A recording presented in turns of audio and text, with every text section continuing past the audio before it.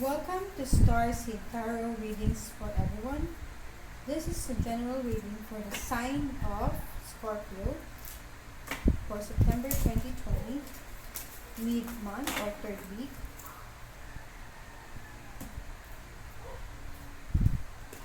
This may or may not resonate with you. Take what resonates and leave what doesn't. Please take note that I don't read reversals, I only read upright. And we will be using the Celtic cross for this reading.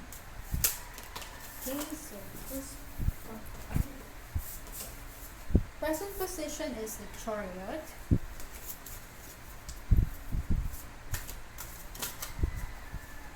We have what crosses you is the Five of Swords. What's above you is the Knight of Cups. What is beneath you, we have the Lovers.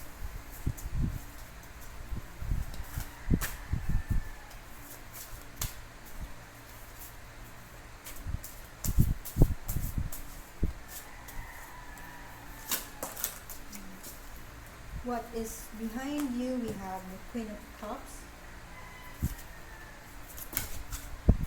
What is before you, the Ace of Pentacles. Where you will find yourself, the Six of Swords. How others see you, the King of Wands. Your hopes and fears, we have the Nine of Cups.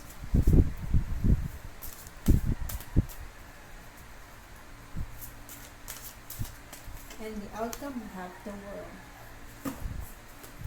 And we have here, showing up is the Three of Swords. So let's start.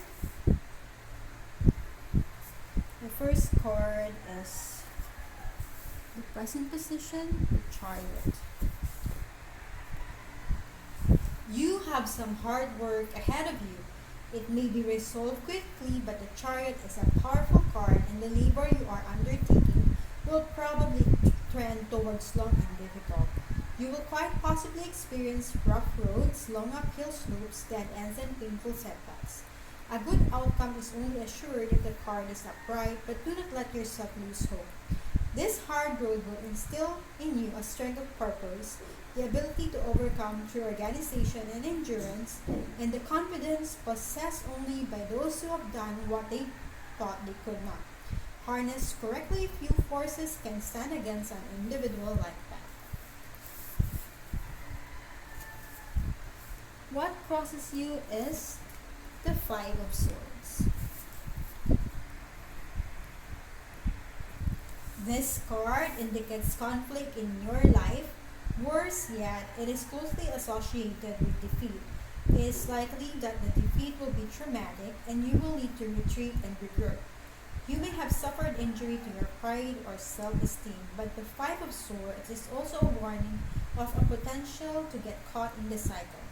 Handle defeat with grace, move on, and success will come to you. That is the Five of Swords, what crosses you. Next is what is above you. We have the Knight of Cups. The Knight of Cups encourages you to remember that victory is not just an exercise in strength of arms, but can be achieved through cleverness and a savvy mind. He can also be given to flights of wild fancy though, so you may also interpret him as a warning to maintain your focus. New initiatives in your life are likely on their way, and you must remember to seek novel paths to accomplish goals, but also not lose sight of where you are going. The next card, we have what is beneath you is the Lover's card.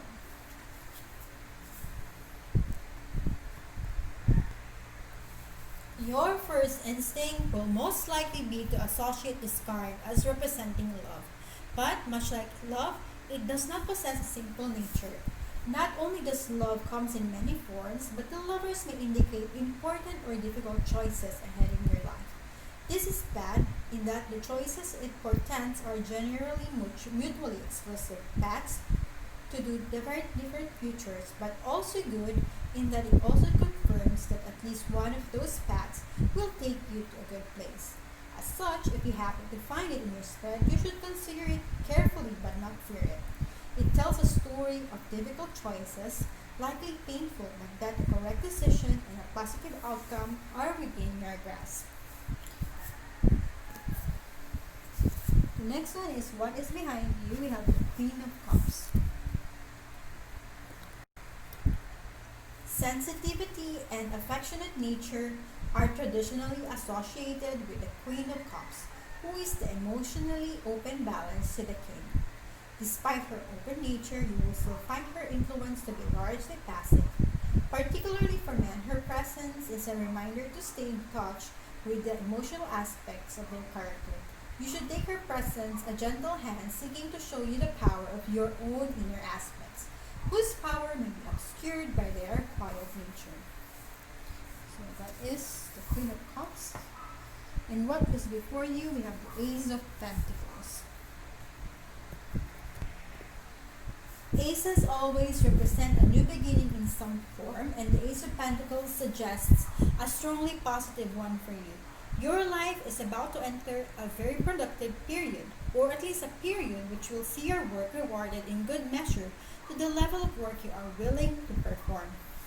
This period will also see most of your relationship on stable ground, and despite the hard work you may be doing, you will be very content with your situation. The next card is where you will find yourself. We have the Six of Swords. Your mental focus can put you on track to leave your current troubles behind, leading to better times ahead. It is important to face your problems from a mental standpoint, thinking through them. There is still trouble ahead for you, but the worst is over. The next one is how others see you. We have the Queen of Wands. The Queen of Wands is associated with an outgoing and friendly personality, indicating you are extroverted but self-contained. An independent trait may contrast with your strong attachment to your close friends and family. Depending on its position in your spread, this card may also refer to someone close to you who can rely on. The next card is your hopes and fears. We have the Nine of Cups. This card is a very powerful positive indicator for you. It represents a lasting or powerful contentment in your life. While nothing is permanent, somewhere along your life's path, you can expect to be truly happy. It is heavily tied to creative endeavor and good wishes for the future. And the final card is the outcome. We have the World. The World is an indicator of a major and inexorable change of tectonic breadth. This change represents a chance for you to bring about a desirable end to the old and a good beginning to the new. It is indicative of growing maturity, a sense of inner balance, and deeper understanding. It suggests that you may be approaching a more final sense of identity and the security in the self that comes with age. It also represents the falling away of boundaries, sometimes in the effusive sense of the spiritual, but sometimes in a purely physical sense, indicating troubles or journey in the future. In the material world, this card's energy often manifests as a promotion to a higher position or an initiation to a new level of knowledge that was only dreamed of before. But this time of rejoicing and happiness, this peak of ecstasy, merely gives us a glimpse of the next mountain on the horizon. So once again, we must step up of the cliff and leap off, ready to start a new fool's journey and find what secrets lie in this new level of existence. The cycle of the major arcana begins where it ends and ends where it begins. Start and finish are no longer the ends of straight line, but coincident points on the circumference of a circle that encapsulates your life. The present is now. The future is now. Eternity is now. So that is the end of our reading for the sign of Scorpio. Thank you very much for watching. If you are new to this channel, please subscribe. Thank you.